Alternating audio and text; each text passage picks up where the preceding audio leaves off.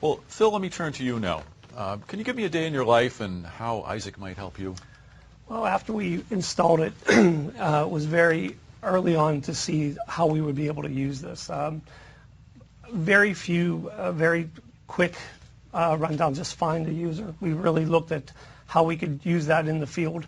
So our first level techs can take a smartphone. We all have iPads, so take an iPad in the field with them, be able to communicate with the switches or wherever they need to see the data from, and get that information right there in the field instead of, pushing that up to the second level of our network admins to be able to take a look and help out there. So we're very, very interested in that functionality right out of the gate, but there's a lot more I think we're going to add on to this moving forward. How long did it take, Phil, to install Isaac? It was really total from start to finish probably about 2 hours, and we were up and twittering and finding where people were on our network. We attached this to our wireless controllers first. We had a Enterasys engineer in there with our wireless system, and we decided to use that first. We're very excited about the way it's working though. Well, Phil, I have to ask you, though, does it make you feel uneasy at all to trust such critical things to things like Facebook and Twitter?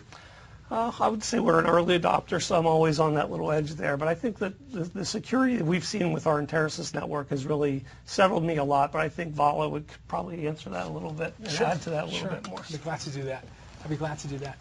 So what you see here is the user interface of Isaac from an administrator point of view.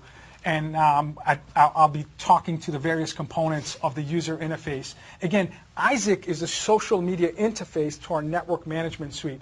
Our network management suite is an open standards-based network management, and this is simply an additive functionality that we have on our NMS. So if you look at the left side of the administrative view, you'll see that there are tabs that allow you to monitor and look at the analytics in terms of Twitter, Chatter, Facebook, and soon to be LinkedIn functionality. Now, the user tab on the right, here in terms of, let's say, a Facebook construct, you have your friend and you have your best friend. So some of the users are configured for read-only notification, while others have read-write capabilities and can actually modify the behavior of your social products.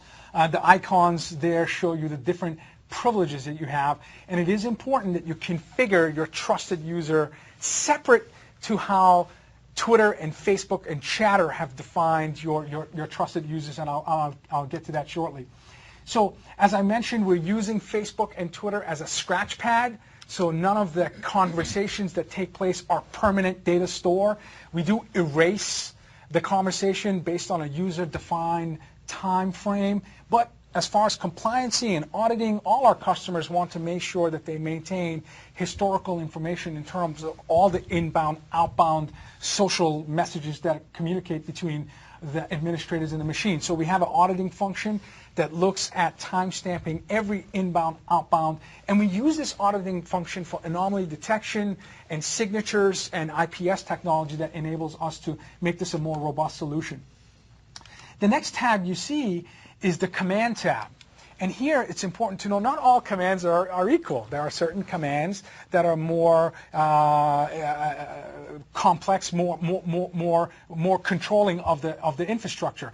Here you see access point reboot, for example, highly intrusive command. So what we would recommend for an administrator at Seton Hill or anywhere else, configure two-factor authentication when you're resetting a device or changing the behavior of the network. Here you see that you have that particular command set for enabled, administrator only, so your best friend, and two-factor authentication. Now, you can at a macro level enable two-factor for all of the commands, or you can select which commands you want to have tighter security. Remember, there is a balance of usability and security. So we want to make this simple, and we want to make this a more productive use of managing your network. The last system tab that I'd like to bring your attention to is, again, how you configure the media, social media of choice. You also look at the clear message command. It's set to 1 hour. So again, a scratch pad, no data at rest functionality. You have a pin lifetime. How long do you want this pin to be available to a user to issue a command? So that's also important. PIN delivery option, we would recommend SMS or registered email as a secondary source of two-factor authentication. Seton Hill decided to slowly roll out Isaac by bringing the wireless domain under this social enterprise construct. So you can do it by product, you can do it by domain. At some point you may decide that your data center or your distribution part of your network, core of your network, will never participate in the social media channel, and that's an option you have. It's also important to look at the account mismatch. Notice we've configured the users here in Isaac. So it's a profile-based, count-based correlation to what Twitter and Facebook is reporting to what you have as a trusted user. And if there's any mismatch in terms of number of users or the credentials, we will disable the Isaac functionality. And what I mean by disabling Isaac functionality is that you're back to your traditional network management capability.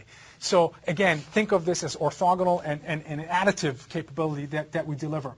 We also have rate limiting, and again, if we see failed PIN authentications that fail over n number of times, we'll disable Isaac. If you see rate limits that exceeds, you can disable Isaac. So again, all of this multi-layered configurable security that is outside of the social cloud, outside of the hardware that you're controlling, and that we believe is the security and hardening that's required to introduce and invite machines to the social enterprise.